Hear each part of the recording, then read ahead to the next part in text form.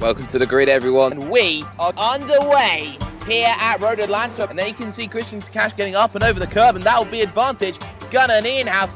Now we got a battle for the lead as well. Takash trying to retake that position from the in-house. So there's René Osterkamp doing a complete 180 there.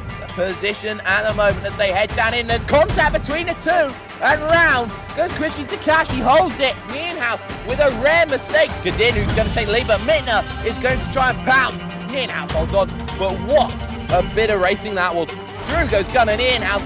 What is spins into the wall? Does Andy Cow with the championship leader? That is huge. Here comes Michael Mittner. We've got team players side by side. Christian Koch trying to go to the inside on his teammate, Jean-François Godin. He gets a little bit over the curb and he's going to spin it. Race leader spins it round. Contact going to actually lose the lead to Michael Mittner, who rounds the final corner and takes a well-deserved win.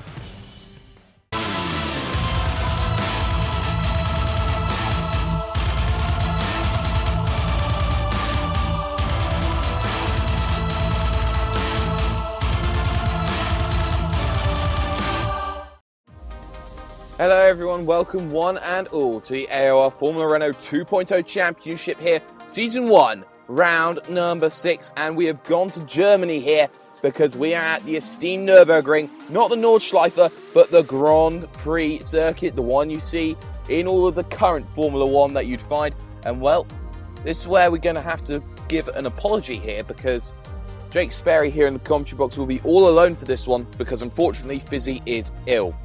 At the moment, he's suffering from a cold, and well, once he gets over it, he will be back in the commentary box as soon as he can, hopefully for round number 7, which will be next week. But for the time being, it will be me in the commentary box, and well, the championship certainly looks interesting. 1 point says that Jean-François Godin is ahead of Christian Takash after picking up a fourth place finish there with Michael Mittner there in fourth in the championship, picking up a win, his first win of the season here. Last time out, actually, at Road Atlanta. But with the top 5 guys split by 7 points, it's time to go to the qualifying report. And it's one of the tightest qualifyings we've had again. But one man stepped out above the rest. His name is Kerry Nolden. He was the Season 1 Pro Mazda champion. And, well, he was out and away by over 0.2 of a second. And he showed just how classy this driver can be. And, well, he'll be joined alongside by the championship leader, Jean-François Godin, the first of the team players' cars. Team players in a buyout from Hydroforce Racing at the moment, which is interesting for Row 2 because you got Michael Mittner, last time's race winner, with René Osterkamp, the German from Hydroforce Racing itself.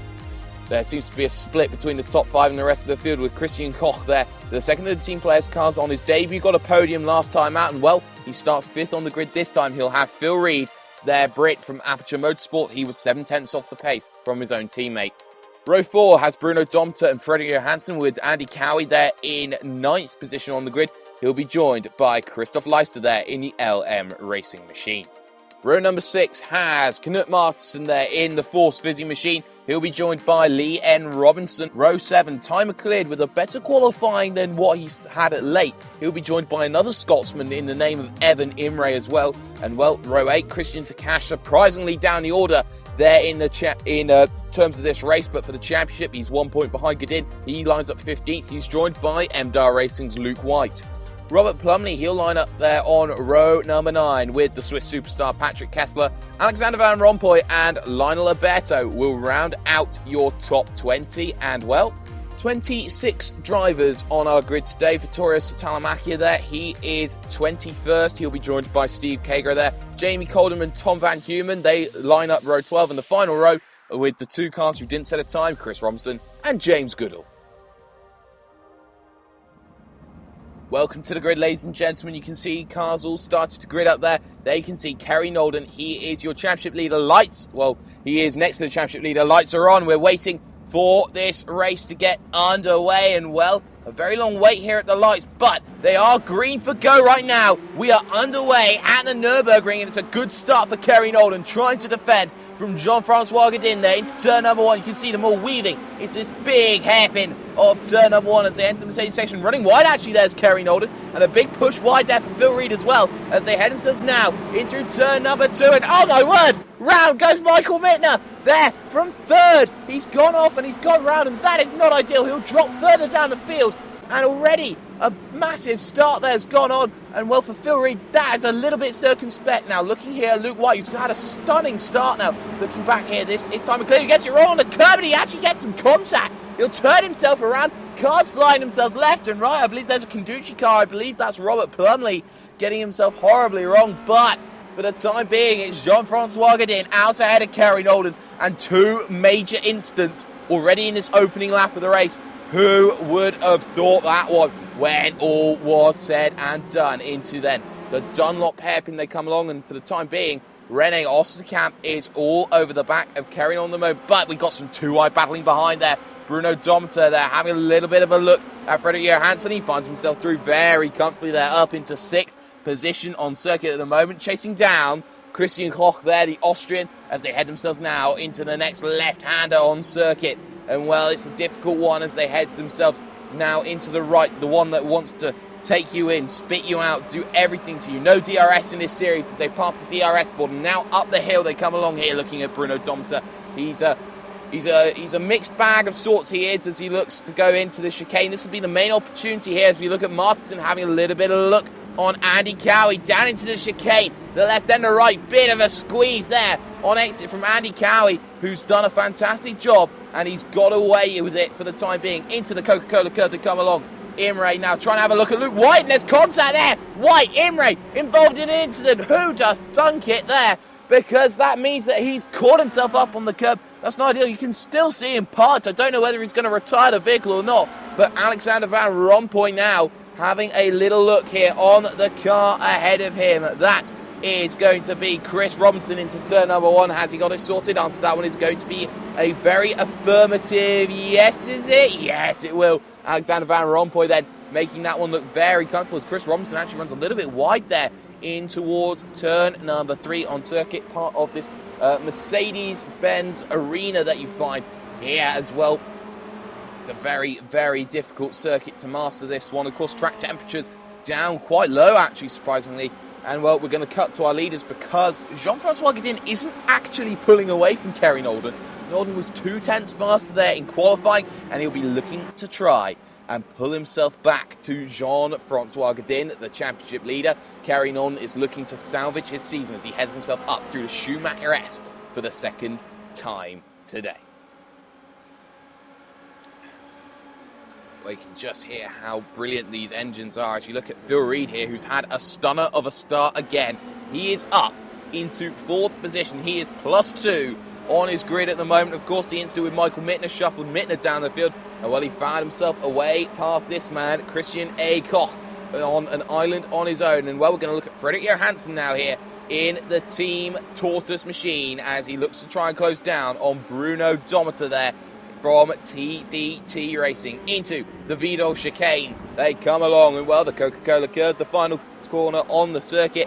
Well, you can see if you turned left there, you'd be joining the Nordschleife. Of course, the Nordschleife of the circuit where René Osterkamp took his first and only race win so far in AOR to date. And well, Phil Reed, fastest lap of the motor race so far. He does a 1:53.9 to say, I am the fastest driver in the field. And you can already see just how much it means to him. Into turn number 1, they come along. And well, it's just showing how quick these drivers are. You can see the train starting to form. You can see small packs starting to develop. And Luke White here, who had an incident earlier on, he's going to look down the inside of Tom Van Humen. No, he gets a massive spin. And he'll have to 360 it around. Waits for the field to go through. And Luke White is there, stuck, sitting duck.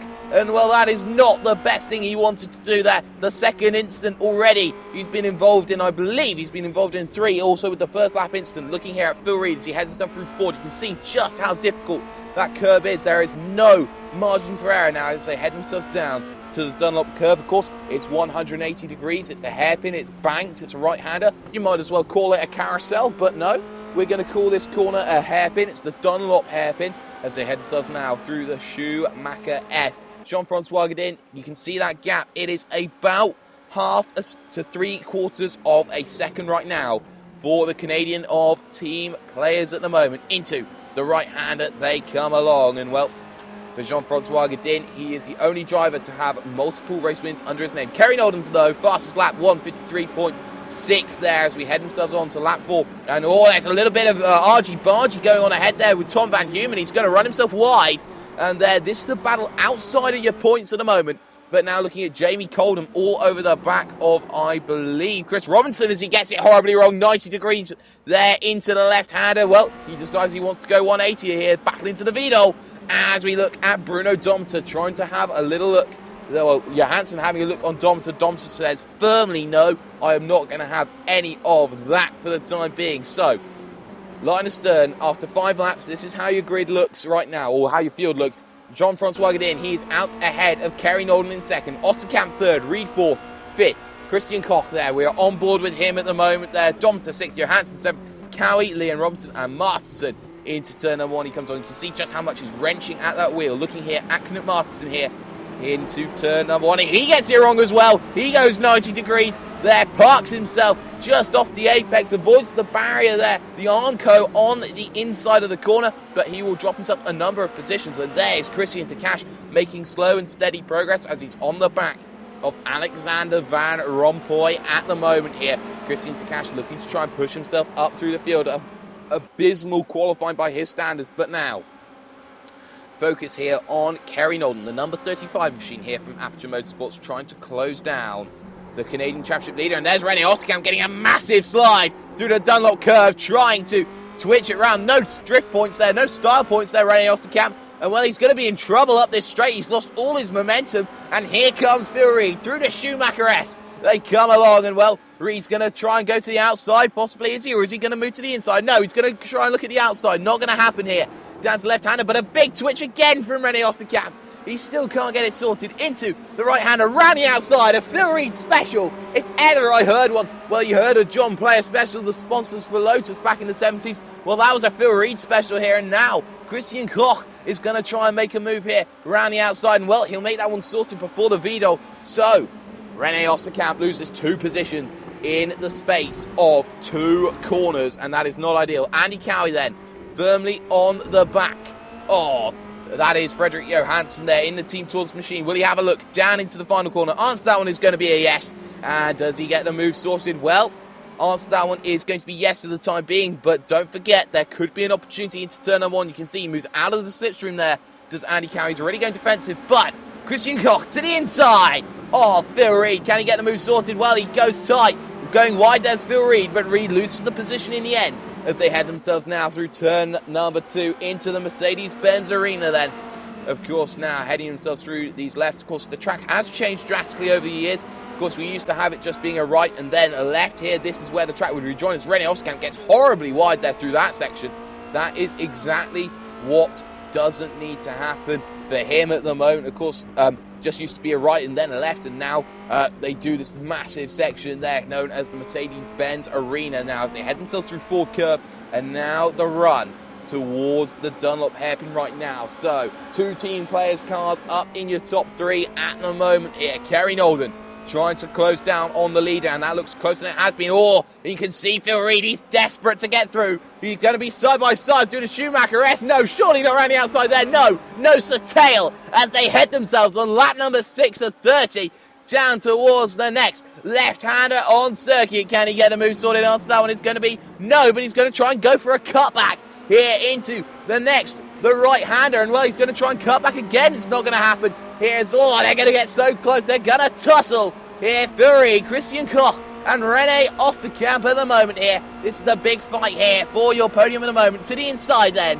goes Phil Reed down to Vidal. Can he get the move sorted? Looking at Osterkamp's perspective, can he get it right? No, there's contact, and he goes up on 2 wheels. Oh my word, how has he kept that one upright? But he keeps it going, I believe, and he's still in this race. But Phil Reed, a second instant as we're going to look at the battle for the race lead here. Kerry Nolden then to the inside. Can he get the move sorted here on Jean-Francois Godin, the French-Canadian? Answer that one is going to be a firm yes, maybe. Yes, he will. There, just getting myself a little bit confused to see whether he goes through. And well, he goes through with the fastest lap to boot, a 1:53.6 from Kerry Nolden there. That time by, he finds himself right in the firing line to put himself through. And well, for Jean-Francois Godin, it's not the end of the world. Kerry Nolden's not near him in the championship. He doesn't have to fight for the race win here. He could just lay off the gas pedal just a little bit, stay off the noisy one, and just stay in second position. Of course, Phil Reed,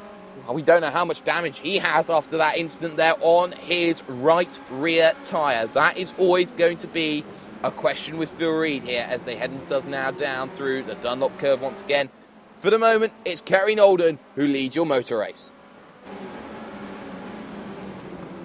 And well, in all of that one there, you can see Bruno Domter actually up into 4th position there. Fantastic driving then from this driver, a fan favourite amongst many supporters here. And well, you can see René Osterkamp, he'll be desperate to get back through to challenge Phil Reed. You can see he's weaving all over, trying to find a way, a chink in the armour.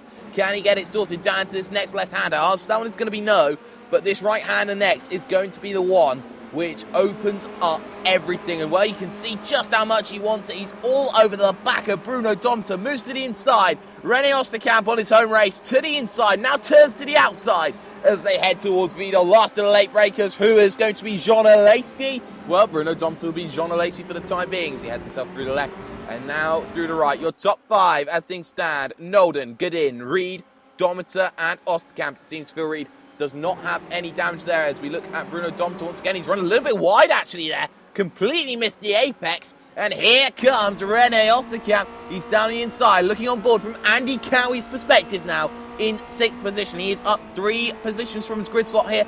Down to the inside goes René Osterkamp into turn number 1. Can he get the move sorted? The answer to that one is yes, he does. But now Andy Cowie wants a piece of the action. He's on the outside into turn number 2. Of course, series of 2 left-handers coming up, and then followed by a 90-degree right, which feels a hell of a lot more than 90 degrees. It feels like 120 there. You can see, oh, there's contact! Contact! Domter turns himself around, and that is a case of 2 into 1 that doesn't go.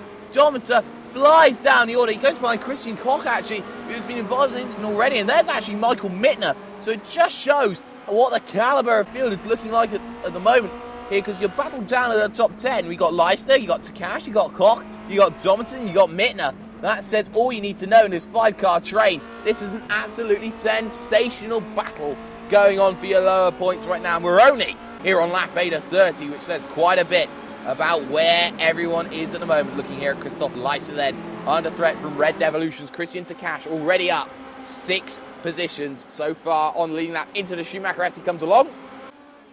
And well, we cut away to Phil Reed. Unfortunately, he gets a big slide, a massive slide, and he'll actually lose it. He'll go 90 degrees. He'll take to the grass. He'll drop some positions as well, and he'll drop himself down behind Lee N. Robinson. Of course, they were part of the same team just 1 season ago, and now Lee N. Robinson up into 6th position. Phil Reed down into 7th, and well, they're going to go side by side. Are they going to go 3 wide? So that one's going to be no.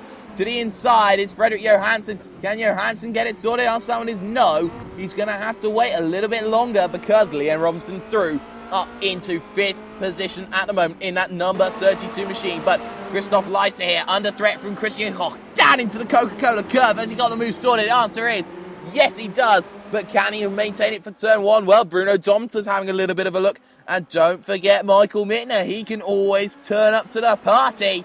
And will there be 3 wide action? Answer that one is going to be, oh yes, there will be, son. Down to the inside, there goes Michael Mittner on Bruno Domter. Not going to happen.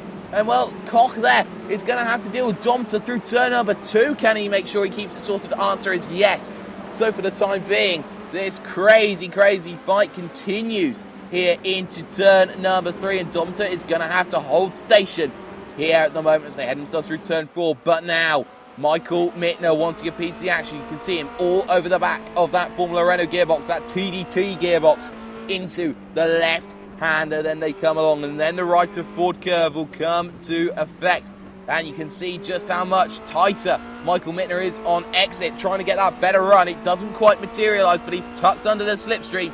Here as he looks possibly at Dunlop curve. No, he backs out of it. Wise decision from the Austrian Michael Mittner here on lap 9 of 30. Here we're just about coming towards a third of the way through your motor race, and well, everything you could ask for has gone on. Of course, Michael Mittner, lap 1 incident with Phil Reed, and that was a little bit circumspect in my eyes. As you can see, Mittner now have a little bit of a look down to the inside. Our camera's a little bit struggling right now, and you can see, oh, he gets it horribly wrong actually. He runs himself very wide, but we're going to cut away to Phil Reed because he's heading up towards Vidal here, down in through this small kink right. I think Johansson might have a little bit of damage on his motor vehicle because that is a circumspect gap there towards Lee N. Robinson. Through goes Phil Reed. He moves himself back up then into his grid position, 6th place then for the Aperture Motorsports machine. And well, it's been a difficult one for Phil Reed. Of course, he didn't attend last time out at Road Atlanta. He had an incident with timer cleared on the opening race. But apart from that, 3 podiums you cannot argue with. And he'll probably be looking for a 4th. Of course, he has an incredible race pace as we look here.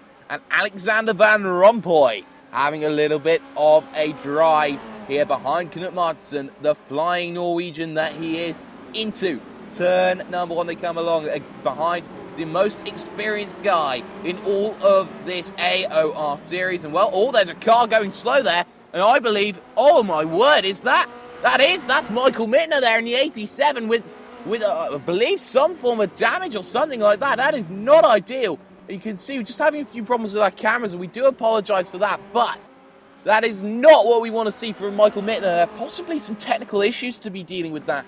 But you look at this, Alexander Van Rompuy here, he came back to the league just last race as well, and he got himself a top 10. Very good. Kerry Nolden, though, fastest lap, a 1:53.3 as Leon Robinson will go 180 down at Vidal. He'll go to the grass, and well, that is not ideal for Lee Eden Robinson. Of course, he has a race win to his name in AOR, and now he's having a little bit of a scrap with Bruno Doms for the top 10. Kerry Nolden there, of course, we just mentioned, had a fastest lap to his name. And well, you can see just how much he's pushing, how much he's trying to get away. But we're going to look at this side-by-side dometer on Lee N. Robinson at the moment here into turn number 1. They come along, and well, Lee N. Robinson were going on board. And well, he's not going to get that one to be defended too easily there, because through very comfortably goes Bruno Domter, back up then into 9th position at the moment. And well, your biggest mover and shaker inside your top 10 is Christian Takash. He is up a total of 8 positions, and of course the pit stop window is coming here on lap number 13. We are looking at Christian A. Koch at the moment here through the left, and then the right-hander here. They're behind Frederick Johansson, who might have a little bit of damage in that 1818 Tortoise car.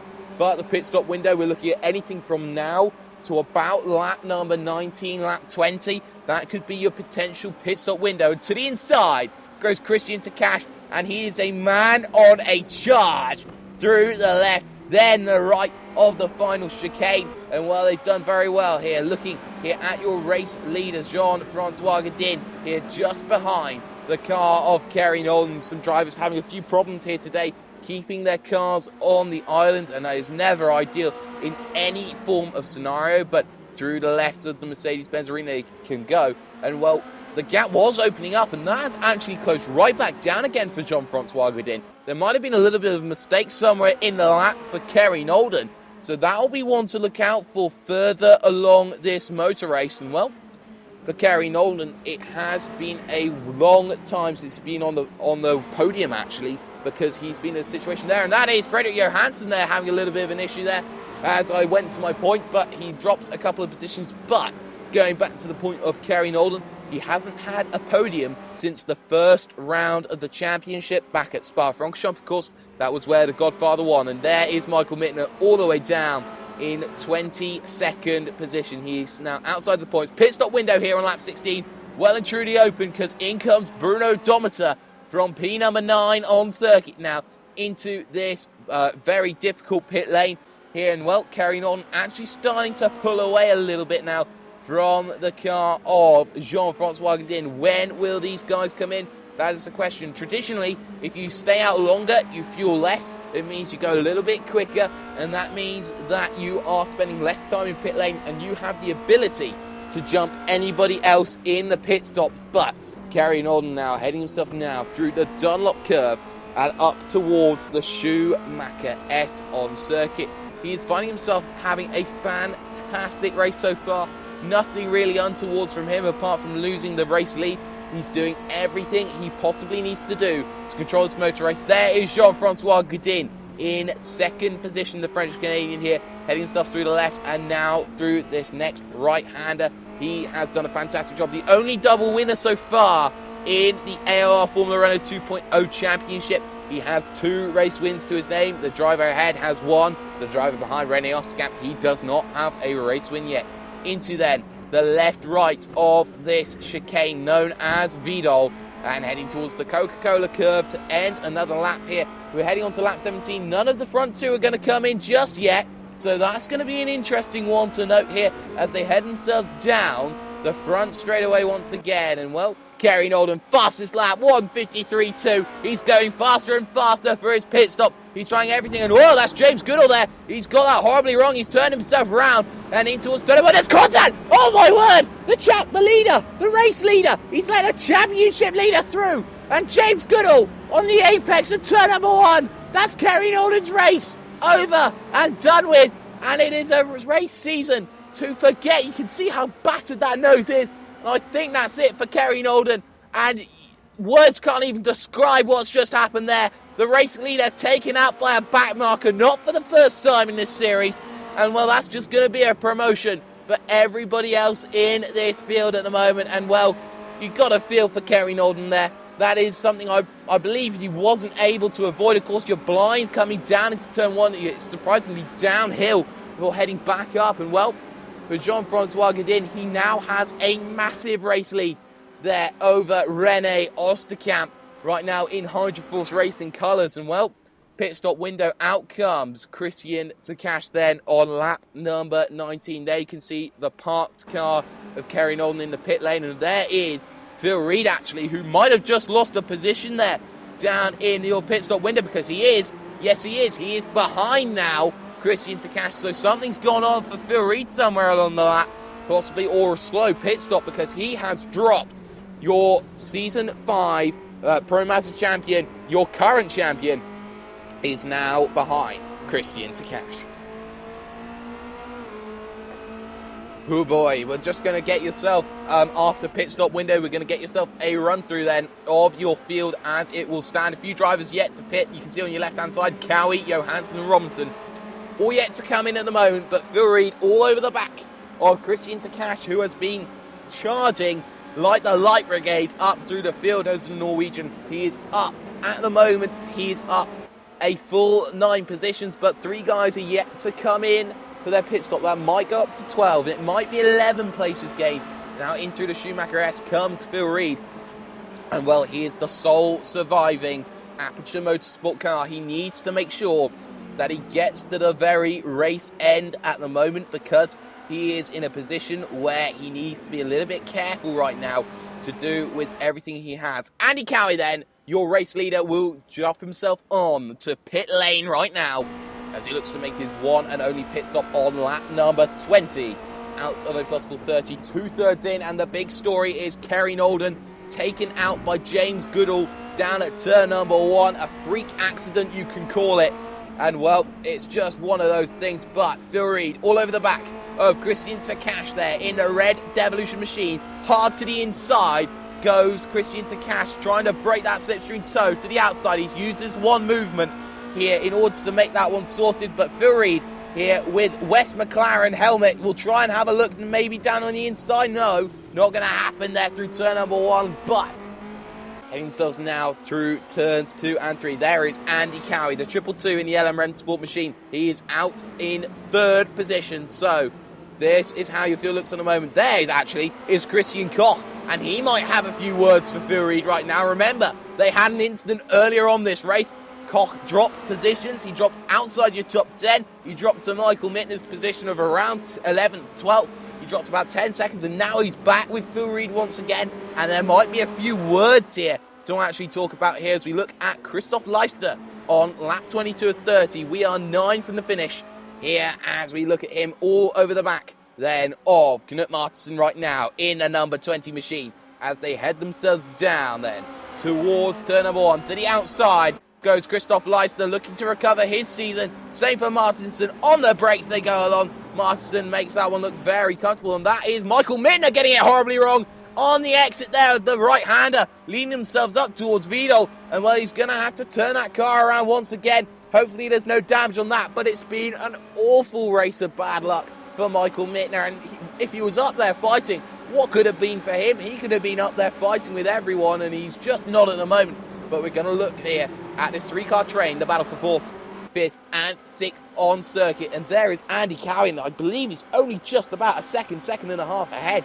So it's not exactly very spread out at the moment. We've got battles up and down your field, but your race leader is out and away, and his name is Jean-Francois Godin. And well, Leicester heading himself now through the Dunlop curve as we cut away to lap 23. Christian Koch and Fury 2. The sequel is going to come out here on AOR. And well, here he goes. Is there going to be a move to the inside then from the Austrian? Answers yes.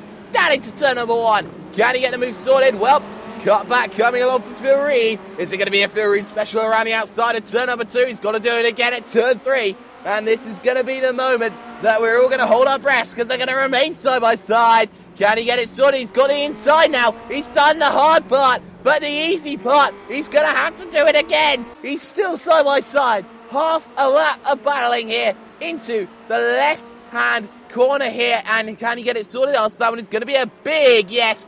They're great defending from Christian Koch, but you can see just how much has affected both of them because Christian Takash is gone here as we look at Michael Mittner in the final points position at the moment here. Into the right-hander they come along, then heading up towards Vidal at the moment. And can he get any moves sorted here? He is having a little look at Patrick Kessler and possibly Jamie Coldham as well, who's holding the train at the moment. No! Coldham goes round 180. Not ideal at all. Absolutely brilliant then as Phil Reed will head himself now, trying to have another go at Christian Koch at the moment into this big left-hander, and he's got it around the outside. Yes, no, he doesn't. He gets a slide, and he'll have to yield. They're almost a Phil Reed special, but it's one Phil Reed special too many, as he has to wait in line against the Austrian Christian Koch, the newcomer. He got a podium on his debut, and the moment he finds himself 5th, he is doing fantastically at the moment. Into the left and then the right of the Vidal chicane right now. There is just 7 to go on circuit here at the moment as Christoph Leicester here still with Knut Martinsen, these two fighting there in tandem in towards the Vidal chicane. They come along, and well, for Leicester it's not been the ideal season so far, but he finds himself in a really good place here as Christian Takash and Andy Cowie, they are going to have a battle here for 3rd position on circuit. And that actually is Rene Osterkamp. So Osterkamp certainly not away by any stretch of the imagination. So there is a potential for 2nd possibly for these guys. And well, for Christian Takash, he's all over the back of Andy Cowie at the moment. Can he get the move sorted? Well, we're going to cut away to Phil Reed here as he heads himself now through the left hand. Has he got it wrong? Yes, he does. He runs himself very wide. And oh no, don't tell me he's used his instant points. He has. So, ladies and gentlemen, just to explain what's happened here, 17 instant points you're allowed. If you go over that or equal it, you are disqualified. And Fury, ladies and gentlemen, has just been disqualified as Christian Takash finds himself through on Andy Cowie there. So, just to explain, Aperture Motorsports will not score any points in the Constructors' Advantage LM Rennsport if ever I saw it. So now, Andy Cowie is back in 4th. In 3rd, it's Christian Takash up 12 positions. Driver of the Day candidate. Well, you're trying to get the respect, and I will give you your gold star, your cookie and biscuit, and your glass of milk as well. Great work there as they try and deal with lap traffic as well. And don't count out Christian Koch in the situation as well. And oh, well, I believe he's actually getting a little bit held up there as Christian Koch, because he is losing time behind that back marker there. And oh, as I say that, that's Christian Takash having a moment. He loses positions. He loses 1. He loses 2. Now it's the battle of the 2 Christians as they head themselves down towards turn number 3. Drama, if ever you saw it. And well, there is Knut Martinsen actually, and he's been overtaken actually by Christoph Leicester as they move themselves up into 9th and 10th position with the departure of Phil Reed. Aperture will be kicking themselves, but for Masterson, trying to recover his season, can he go any better than 10th, 9th, just ahead of him, of course, but is Christoph Leicester the fast driver? At the moment, it says yes, but that could easily change, and well, for the most experienced driver, he doesn't have a race win under his belt, but everyone loves him nevertheless. Knut Martinsen now through Ford Curve, and well, the run down towards Dunlop is next. Looking now at Christian Takash here, all over the back of Christian Koch. there, the newcomer. It's going to be a test of metal to see what's happening. Oh, massive slide! Huge wiggle there from Christian Koch. And what a save there from the Austrian. He'll have to yield position there to Christian Takash, but what a save from Christian Koch there. His race could have been over, but no, it keeps going, and it keeps going with Christian Takash. Lap 27 of 30, 4 to go then. Jean-Francois Godin out and away, Osterkamp second, Cowie third, Takash and Koch, they're fourth and fifth as they head themselves down towards Dunlop once again. Can Christian Koch have a look? He does, he goes to the inside, down at the Dunlop curve, and has he got the move sorted? Answer that one is cut away. So unfortunate there. Plumley on Luke White down into turn number one. Oh, they got so close there. They got really close down into turn number one. But for the time being, Plumley, who's had a quiet race, was fallen to the back after incidents left, right and centre. And well, he's now back in 13th, fighting with Luke White there from MDAR Racing. And well, it just shows you that everyone wants to fight up and down your field. Free to go. Coldham will turn himself around once again there. That was Lionel Alberto. Another quiet race going through. Plumley and White, they remain side by side as they head for the big right-hander. Can he get a move sorted? Plumley! Oh, yes, he does. But he gets a big twisting touch. They turn in tandem. Synchronized. White hard into the barriers there. Into the tyres. And that will be frustrating there for those two. They might lose positions even more, but no, they're on an island on their own. Not ideal at all. But now Christian Takash has actually lost the position to Christian Koch right now with 3 to go on circuit as they head themselves down through Ford Curve. And now the move. The move could be coming up here for Christian Takash. Christian Koch is trying everything to keep away from the car of Christian Takash of Red Devolution at the moment. But for now, it seems all is starting to calm down as the big finale 3 away. And well, for Christian Koch, he's trying to help his teammate. He's missed the first 4 races. He's there purely for the Constructors' Championship as well. And also, you have to remember, he is also classed as a reserve driver. Therefore, if we do not get a full quota of our mainstay drivers, we go to our reserve drivers and say, here, come and have a drive in our league. And well, this is another opportunity here for Christian Koch, but he's going to have to defend from Christian Takash here from Red Devolution to the inside of Vidal. Has he got the move sorted? Answer that one is at the moment, yes, he does. He gets it very nicely, but he twitches on exit. And oh, Christian Koch can't capitalise on it. He didn't expect him to have that mistake. And now a look down into the Coca-Cola curve, but no, it's not going to happen. 2 to go then when they cross the line. Martinsen and Leicester, this one will continue now as they head towards the Vidal chicane. Can he get it sorted? Martinsen around the outside, Fury special, you betcha. Down into the left, right. He makes that one look so easy now. But well, because there is Christian Koch trying to find a way through on Christian Takash. Through the Schumacher S, he will come along. He has 2 to go. He has not many opportunities left. I think Andy Cowie is away. I think it's too far. Takash with a big slide. And oh, he almost runs out of room. He gave him no room there, Takash on Christian Koch. And well, he runs a little bit wide on exit as well. They're really pushing. They are really trying everything to keep themselves there. Koch to the inside of Takash. Here, team players on Red Devolution down in towards the final chicane. Has he got it sorted? Yes, he does. Final corner then coming up.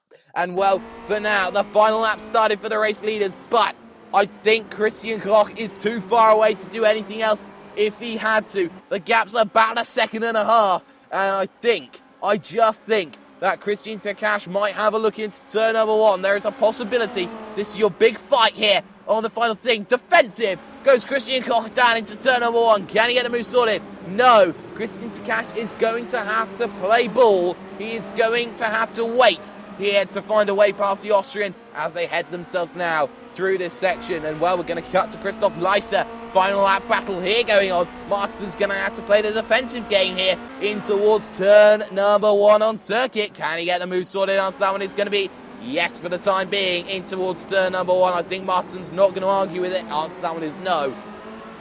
Martinsen is going to have to wait for the time being. Looking at Alexander Van Rompuy here behind the damaged Luke White. You can see the bend in his rear wing at the moment. You can see there is a lack of pace in that MDAR racing car. Through goes the Avid Chronic racing car of Alexander Van Rompuy. as he looks to start his last lap of the race. He goes through at the Vidal very, very comfortably for Luke White. It's not been ideal. Another driver who hasn't had it his own way is Michael Mittner here as he looks to have a little go on Steve Kager, I believe that is. And the answer to that one is yes, to the inside at the Coca-Cola curve. Makes that one look very, very comfortable there. A little bit of a tap there on the barrier actually there for Steve Kager. But there is one name who stands out more than anybody else. His name is Jean-Francois Gadin. He rounds the final corner. He's a 3-time winner and the championship leader. And he stamps his name here on this championship. Beat me if you can. He was second best all day, but luck has been there. And actually, there's a battle for third as Osterkamp will come across in second. It's going to be Danny inside, surely not. There from, I believe that's Christian Koch. He's made a second and a half on the final lap. And he's through on the car of Andy Cowie. Drag race to the line. You couldn't write the script. He's got through a second and a half in the final lap as Martinsen finds himself around Leicester there into the Vidal. Possibly a look there into the final corner there for Leicester. Answer to that one is no, but what a final lap. That's one from the gods from Christian Koch. A second and a half to take Andy Cowie at the final corner. I believe there was a little bit of contact as well, as there's still battles going on. Look at Michael Mittner here. He's right behind the car of Vittorio Satalamacchia. What a quiet race he's had. There's Chris Robinson coming across the line in 11th. And, well, for him and Robinson Racing there, that's a solid result in that respect. But Mittner still behind Satalamacchia. Can he close into the Vidal? This is the question we're going to ask. Just ahead of them is the ever-slow Luke White. That might be the benefactor as they head themselves down into the left-hander. Final time. Oh, he got his nose chopped there. Did Vittorio Satalamacchia. A bit of a slide. Mittner's going to have to do it the long way round. He uses all of the curbing and then some. Final corner. Can Michael Mittner hold on and keep that position? Answer is yes. 15th in the end on the last lap battle for Michael Mittner. White will hold on to 14th. There is Steve Kager in 17th. What a race, but it is going to be Jean-Francois Gadin who gets a third race win this season. He's won half the races so far, and he said, nobody can beat me. Come and beat me if you dare. But here will be your final classification here around the circuit of the Nurburgring. At the end of that one then, Jean-Francois Gadin will take the win by 13.5 seconds over Renault Osterkamp there for Hydroforce Racing, and it's a Hydroforce brand 1, 2, 3 as Christian Koch does a last lap miracle on Andy Cowie there to take that place by just under half a tenth of a second there. Christian Takash, he will feel hard done by in 5th, but gain 10 positions in the process of doing so. Johansson will finish 6th with Liam Robinson 7th. There's Bruno Domter there. Quiet race after a good first half there. He'll finish in 8th. Knut Martinsen 9th. Edging out Christoph Leicester there on the final lap in 10th position. Moving on to the second page now. Chris Robinson finishing there in 11th. A solid result for him. Robert Plumley will come across the line in 12th with Alexander Van Rompuy behind. The damaged Luke White there for MDAR Racing. He will edge out Michael Mittner there in 15th, who edges out Vittorio Satalamacchia there for the second of the Conducci cars. Steve Kager there, the last of the cars on the lead lap in 17th. And there on the second page you see Patrick Kessler. Evan Imre had a very quiet day after an incident early on, and the same can be said for Lionel Alberto of Team One Line. A very quiet day in the office for him. Final page then, and just the 4 retirees and 2 disqualifications to be had. Kerry Norden there, unfortunate damage there. He had pole position, he had fastest lap, but he gets absolutely nothing at the end of the day. Tom Van Humen, Ty McLeod, they both failed to finish, and so does James Goodall there. Jamie Colden, he will be disqualified, as does Phil Reed. Aperture Motorsports will score absolutely 0 points in the process. But after what has been a very hectic race, we can join you actually live with all 3 of your podium sitters. That is Jean-Francois Gadin, René Osterkamp, and Christian Koch. We're joined in the commentary box by our podium trio. We're going to go to Jean first. Jean, fantastic race from you, qualified second. Generally, the first half of the race was dictated by pace and what have you, and you did take the lead in corner number 1, but Kerry Norden did come back and he did show that he had the pace to come and give you a proper fight for it. And he broke 2 seconds away and he started to have a little bit of errors creep in. just exactly what was going on from your perspective. First of all, I was lucky to get a good start. Kerry tried to pinch me inside, but I think he outbreaking himself, and I got the lead early on. But I saw really soon that he had a really great pace, so I was not able to get away, and he eventually he passed me.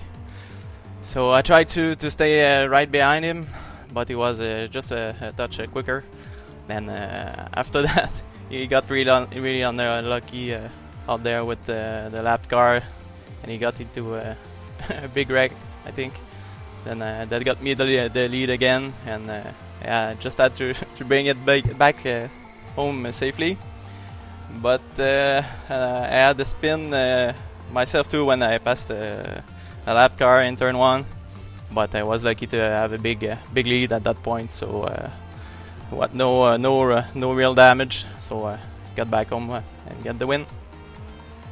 Yes, and well, what's your opinion on driving standards at the moment? Because it seems that we do have quite a few incidents per race right now, and we're seeing that drivers are getting involved in incidents left, right and centre. I know your teammate was involved in an incident with Phil Reed, who didn't finish this race. Just what's your opinion on, say, backmark traffic and what happened with Kerry today? I don't know, maybe it's the new car still. The guys are not really used to the car. And maybe, I don't know, they really need to look a little bit more in their mirrors, but personally I'm not having really problems with back markers. I'm just trying to be extra careful around them. I think it pays off in the end just to be extra careful and stay on the track. Yes it does, and definitely you find yourself being the most winning driver of the season. That's your 3rd race win in 6 races. We've hit halfway right now. Do you think you can win the Drivers' Championship from here? Yes, I'm happy with the lead right now. I hope so. I hope to be able to win the championship, but I know too that I will probably miss 1 or 2 more races, so that's not really good. I need to make the most of the race that I'm going to be in. Yes, you are. And well, first place for you today. Couldn't ask for anything more. We're going to move now to Rene Osterkamp. Rene, 2nd place for you. You qualified up on the 2nd row in 4th. Just describe us through your first lap, because Michael Mittner ended up in an incident with Phil Reed uncannily, and that pushed you up into a top 3 position. And for you, it was all about making that one small mistake that you had. You had one mistake which cost you 2 seconds, threw you back into Christian Koch and Phil Reed as well. Just what went on your perspective, and what was your view of the incident between Christian Koch and Phil Reed down at the chicane? Oh, it's really difficult to start in this cold weather with these cars. So I expected a lot of crashes on the first lap. So unfortunately it happened.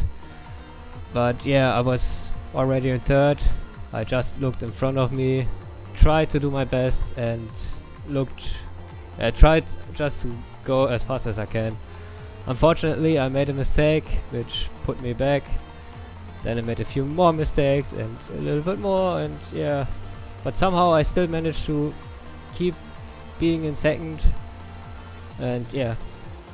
I mean, it's crucial points that you get in the championship as well. Of course, you pick up another 28 odd points standard, I think, if I'm correct. And also you find yourself in a position where your team Hydroforce Racing pick up some solid points as well. Of course, Aperture didn't score, and of course LM Rennsport scored very light points, with only Andy Cowie finishing 4th and Michael Mittner finishing way back down the order in the lower half of your top 20. Is the constructors an afterthought, knowing that Ty McLeod's involved in a few incidents and getting a bit of bad luck recently? Are you focused solidly on the Drivers' Championship? Yeah, it's really unfortunate about Ty's performances, crashes. That's yeah, you can't really do anything about it. So I just look for me that I do my best and that I'm happy at the end of the race. That's basically all. The points come or not. Yes, most certainly. We're going to move on now to Christian Koch right now here, the second of the team players drivers. Christian, A very topsy-turvy race for you. You qualified in 5th position and you got a really good start. You found yourself in a position where you were running your own race. You caught onto the back of Phil Reed after an incident with René Osterkamp having a little bit of a twitch, and generally you actually had a little bit of a scuffle between you two. Just describe us what happened in that respect from your perspective. Well, first of all, qualifying was not so good. The start was alright, but could have been better. Well, after the pace was on, second lap or something, I don't know. I got into the fight with Phil and who was the third guy? I don't know. René. René was René was fighting with us. So well, Phil was then trying to overtake me before the chicane. I tried to stay as wide as I could without the contact, but unfortunately it happened. So, well, I tried to get back in the race. Fortunately, the car was quite okay. I don't know if I had lack of top speed, but it felt okay. And coming back from P11 with Midna 1 second behind was quite intense. And after that, the run began. That was the most intense race I can remember. It was crazy. Oh yes, of course, it's only your second race in the championship and you already have 2 podiums to your name, and I have to say, that is one of the greatest last laps I have ever had the privilege of seeing. You were 1.5 seconds back come into the final lap on Andy Cowie. Andy Cowie probably didn't know what hit him because you were charging like a hurricane through that final lap. You found yourself final corner. A bit of luck with the back marker not moving out of the way quickly, but that last lap move, that is something that will live long in many memories across the world. Just take it through what you were thinking through the final lap. Well, it was not only the final lap. I was P5 2 laps before the finish line, and was fighting with Christian Takat or Takak. I don't know how it's spelled. Well, it was a really intense fight because I was overtaking him. He came back, overtook me again.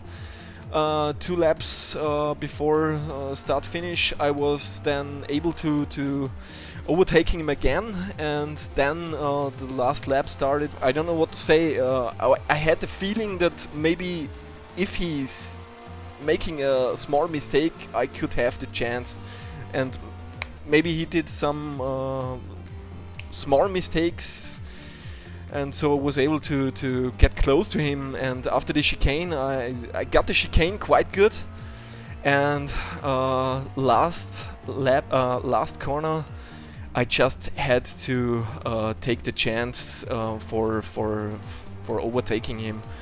The door was open, and I hope it was all fair. So I think we also had a slight contact, but then it was just a race on to the straight to the start-finish line. I was lucky. I look forward to support Jean-François with the team championship. So I'm glad that I have the chance to fight for a championship after all. That's great. Yeah, it really is great for you. And in concern to the team's championship, with these 2 drivers that you have, both you and Jean, are you in a position where you can win the Constructors' Championship? Well, I hope so. Just supporting the good performance of Jean-François, so maybe we'll see. We'll see. Of course, one final question for all of you then. Donington Park next week. Do you like the track, and where do you expect to finish? I don't know. I really have no idea. René? Yeah, my past result there wasn't that good, so I need to practice a lot. Luckily I got next week, my whole week free time, so I can practice. Yes, and Christian, where do you think to finish? I just said that I really don't know. The pace of the other guys is so good. It's so close field. It's just I can't say. Maybe practice time. We'll see.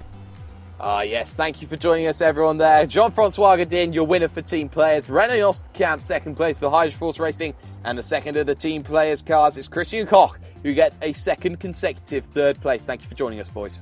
Thank you. Thank you. Thank you. Let's take a look now at the Drivers' Championship, and well, it's interesting to note that there are 2 drop weeks applied here in this series. So, for the second half of this season, we're going to have a graphic here on your right-hand side of how many points each driver is going to lose through drop weeks themselves, and well, that will paint a different picture in time. But for the moment, with no drop weeks applied, Jean-Francois Godin leads the championship at the moment by 11 points. Over René Osterkamp, who jumps himself up into second. They can see Christian Takash there, third in the championship. He has Andy Cowie there for cover, with Michael Mittler in fifth as well, after a poor showing from him, a very unlucky one as well. Gunnar Nierenhaus, he will be he wasn't here, but he'll be looking to bounce back here at the next circuit. He's down to sixth in the championship. There you can see Liam Robinson seventh there, full 20 points behind Nierenhaus. And there is your 2 Aperture Motorsports cars, not scoring any points for the second week in a row. There, Phil Reed and Kerry Nolden Johansson there for Team Tortoise will be rounding out your top 10 in the Drivers' Championship. Moving on to your second page, there you can see Martinsen 11th, but Christian Koch with 2 third-place finishes. He's already up to 12th in the championship on 50 points. It just shows you how important it is to score and score big here, because you can see Robert Plumley, he's had 6 races. He's on equal amount of points in that respect. There are the 2 LM Racing cars there, Christoph Leister and the Swiss superstar Patrick Kessler. There you can see Nigel Spears there. Janik Nierenhaus not here today either, so no Nierenhauses in the field for the first time in a long time. If you look at Ty McLeod, who's had an abysmal season and it's been epitomised again today with another non-finish for him. Jamie Colderman disqualification won't be the thing that he'll be ranting and raving about further on, but here's your final page there. Richard Grimley, Luke De Rijk, Senad Kokan, Ben Scott, James Goodall, Urkel Lindstrom still on 0 points at the end. So we're going to look now at your Constructors' Championships, and it is all change, but not at the top. LM Ren Sports stay dominant, but you look at team players here. For the past 2 races, they have clawed in points with some solid finishes from both of them. A 1-3 today, it jumps them above Aperture, who don't score again. And there was one stage where Aperture were leading the championship, and they are looking to be plummeting more and more. You look at Hydro Force Racing, which is being carried by Osterkamp at the moment. They look to be charging at the moment towards Aperture Motorsport. You can see Red Devolution 5th, Team Tortoise 6th. Carbon will drop below them just on the fact that Gunnar Nierenhaus wasn't here today. There's Robinson Racing there in 8th, LM Racing there in 9th. Force Fisi rounding out the top 10 at the moment.